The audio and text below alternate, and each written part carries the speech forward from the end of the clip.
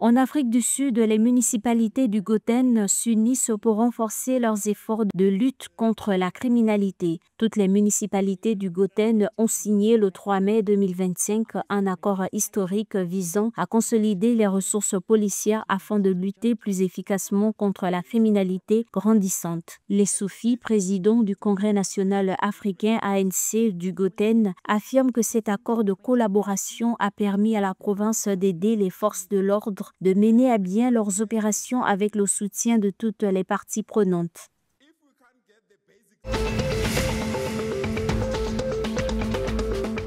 Le vice-président du Zimbabwe, le docteur Constantino Chiwenga, a rencontré le 2 mai 2025 l'archevêque Paul Gallagher, secrétaire du Vatican pour les relations avec les États, soulignant par ailleurs la contribution historique du Vatican au secteur de l'éducation et de la santé du Zimbabwe. Constantino Chiwenga a également sollicité l'intervention du Vatican en faveur de la levée des sanctions considérées comme illégales imposées au pays par l'Occident, une situation qui pèse lourdement sur l'économie du Zimbabwe depuis le début des années 2000.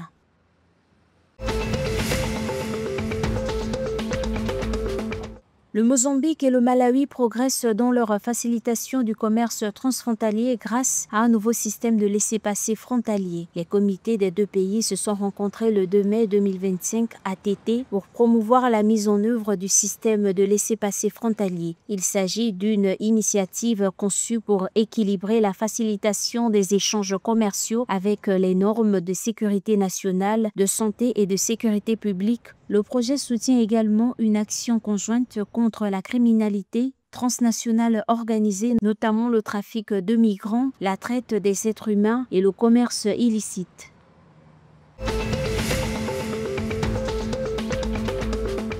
Après les 7 milliards de dollars namibiens au programme de gestion des subventions sociales, les députés ont exhorté le gouvernement de la Namibie à améliorer les services de santé publique afin qu'ils soient d'une qualité comparable à celle des soins de santé privés. Dans le cadre du budget du ministère des Finances, plus de 14 milliards de dollars namibiens ont été alloués pour l'exercice 2025-2026. La présidente Netumbo Nandi-Ndaitwah a émis une directive à tous les hauts fonctionnaires de l'État dans le cadre du programme d'aide médicale de la fonction publique pour utiliser les établissements de santé publique à partir d'avril 2026.